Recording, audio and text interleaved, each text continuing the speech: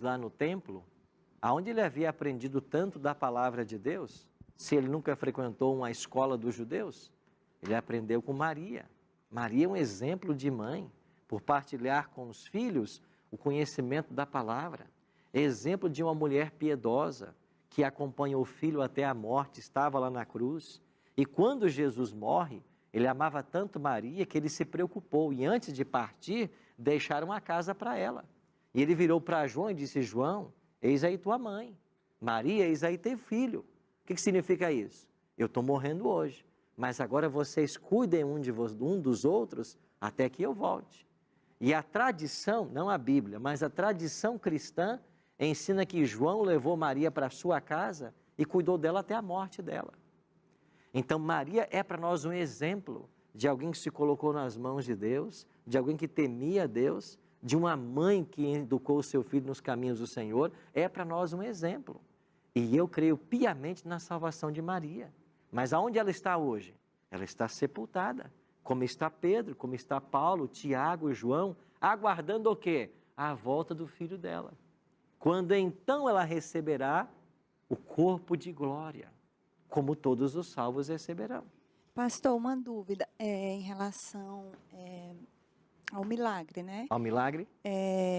Se os santos, eles não obram milagre, e por que muitos católicos, no caso, recorrem aos santos e o milagre é atendido, vamos dizer assim? Eu acredito que aconteçam muitos milagres mesmo, eu acredito. A gente sabe pela Bíblia que o santo não pode realizar porque quem morreu está morto, está inconsciente, não pode fazer isso. Só quem tem o poder de operar milagres é Deus. Eu acredito no seguinte: Deus olha a sinceridade das pessoas. E existem pessoas que pedem com tanta fé, acreditando naquilo que ela foi ensinada. E na sinceridade do seu coração, Deus ouve a prece, a oração. Porque Deus é tão bom que Ele nem mesmo está preocupado se a fama pelo milagre, ou se o louvor pelo milagre, não for para Ele. E muitas pessoas recebem de fato o milagre e atribuem a um santo. Deus não está preocupado se a honra não vai vir para Ele. Mas a pessoa foi sincera no que ela conhecia, ela exerceu a fé que ela tinha e Deus atendeu a oração dela. Então Deus é bom, Deus é amor, Deus é misericórdia. Eu acredito que de fato aconteçam milagres. Mas a Bíblia é clara em dizer que não foi nenhum santo que operou. Então foi Deus, em sua bondade, que atendeu. Eu acredito nisso. Você que é um sincero católico, que talvez tenha experimentado milagres na sua vida a quem você atribuiu a santos. Qual deve ser a sua postura a partir de agora? Entender que o milagre só é Deus quem opera. E a partir de agora mudar a sua postura. Não buscando Maria nem esses santos, mas buscando Cristo, quem a Bíblia estabelece como nosso mediador entre Deus e os homens. Eu sei que não é fácil para quem viveu 30, 40, 60 anos crendo nisso. Eu sei que não é fácil, como não foi fácil para minha mãe, que já estava há 6 décadas na igreja. Mas quando esse evangelho libertador chegou para ela, minha mãe entendeu o que estava acontecendo. E minha mãe, depois dos 60 anos, tomou sua decisão de seguir exclusivamente a Cristo. Hoje minha mãe tem 84 anos de idade, mas é uma mulher temente a Deus, que aprendeu depois dos 60 as verdades da Bíblia e deixou de invocar esses santos que na realidade não estão no céu. Eu espero que o Espírito Santo esteja trabalhando no seu coração agora, para que você sinta o desejo de fazer a mesma coisa. Você que é um sincero católico, um homem, uma mulher temente a Deus, nós temos que nos voltar para a Bíblia, menos para o catecismo. Por quê? Porque o catecismo está cheio de erro. Eu falo isso para você com todo carinho. O catecismo está cheio de erro, está cheio de tradições, está cheio de coisas que não tem na Bíblia, está enganando milhares, enganando milhares. E eu vou dar para você agora mais alguns exemplos de enganos que estão no catecismo. Olha aqui um terceiro exemplo para nós.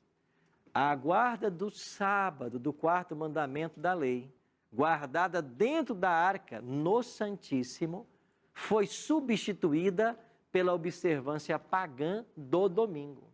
E quem é que fez isso? A Igreja Católica Romana. E ela não se excusa, ela assume que ela fez. Olha o que diz o catecismo. na página 568. Jesus ressuscitou dentre os mortos no primeiro dia da semana. Está certo isso? Certo ou não? Certíssimo. Mas olha como se mistura o erro com a verdade. Faça uma declaração verdadeira. Jesus ressuscitou no primeiro dia da semana. Isso é verdade. Isso é bíblico. Agora, enquanto o primeiro dia, o dia da ressurreição de Cristo, lembra a primeira criação, enquanto o oitavo dia, que se segue ao sábado, significa nova criação, inaugurada com a ressurreição de Cristo. Espera aí, oitavo dia? A semana não tem oitavo dia. A semana só tem 7. Quando você passa pelo 7º, você volta pelo primeiro. Se você tivesse um oitavo, teria que ter um 9º, um 10º. E não existe isso. Você percebe como o catecismo começa a confundir a mente das pessoas? Agora o catecismo vai dizer que o oitavo dia é domingo, e ela continua, o catecismo continua. Para os cristãos, o oitavo dia, que é domingo, se tornou o primeiro de todos os dias, a primeira de todas as festas, o dia do Senhor. Marcos 2:27, o próprio Cristo diz assim: eu sou o Senhor do sábado. Então o dia do Senhor é o sábado. Aí vem o catecismo e diz: não, o dia do Senhor é o domingo. E a partir daí, a igreja começa a orientar os seus membros a santificarem o domingo. Existe uma tese doutoral escrita pelo pastor e doutor Samuel Bacchiocchi, e a tese se chama Do Sábado para o Domingo. Esse Samuel Bacchiocchi faleceu há alguns anos, mas ele era um doutor adventista. E ele fez o doutorado dele na Pontifícia Universidade Gregoriana, em Roma. E qual foi o tema da tese dele?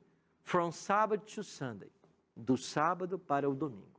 E nessa tese doutoral, ele prova com documentos da própria igreja romana que a mudança do sábado para o domingo foi feita pela igreja.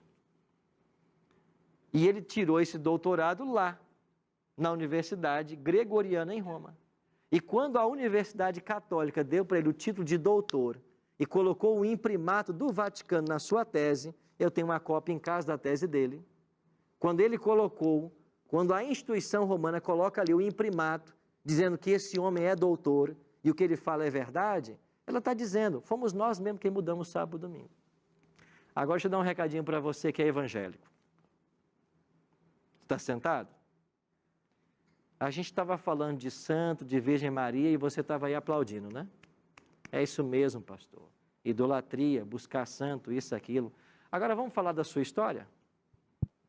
E você, guarda domingo? Então não venha me falar de santo, nem criticar a igreja católica, falando de santo ou de Maria, se você guarda domingo. Porque você está nas pegadas da igreja católica.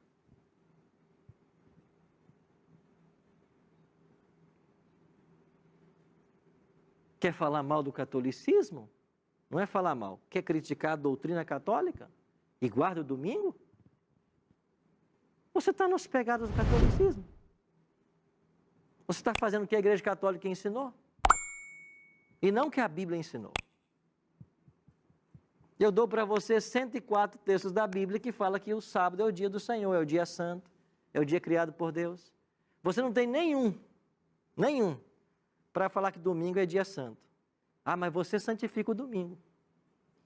Você aprendeu isso com quem? Com a Bíblia? Não, você aprendeu com a igreja católica. Então, se você é um evangélico sincero, temente a Deus, se você quer ser fiel a Deus, é claro que você vai concordar com a Bíblia que não deve se adorar imagens, que não deve se buscar santos como mediador. Agora, você também tem que concordar que você tem que guardar a lei de Deus toda, inclusive o sábado, porque domingo é invenção da igreja romana. Aí eu pergunto, você vai ser coerente a partir de hoje? Tem que ser coerente. Ou você aceita toda a verdade ou não aceita nada. Tem que ser coerente. Aí, esse período, né? Ele já está escrito no nosso livro de registros no céu a respeito do que nós fizemos, assim, ou quando Deus dá o entendimento de que nós, por exemplo, esse exemplo que o senhor deu, eu sou cristã e não guardava o sábado, mas na palavra, durante esse período dos estudos, eu me conscientizei de que eu vou guardar o sábado. Então Deus vai ignorar esse passado que você não conhecia e vai considerar agora que você conhece. Sim. Então, se você não conhecia, não guardava porque não conhecia, Deus ele não considera isso. Esse é o tempo de ignorância que fala Atos